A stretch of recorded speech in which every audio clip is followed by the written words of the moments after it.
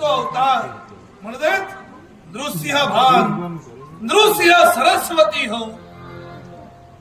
आणि सांप्रत अखिल मुमुक्ष जनांच्या उद्धारासाठी आणि देवी अवनी तुझ्या कल्याणासाठी या पृथ्वी तलावर कार्यरत राहणारा त्याच्या पुढील माझा अवतार, जो अवतार चैत्र शुद्ध द्वितीयेला मी धारण केला, तो अवतार कोणता?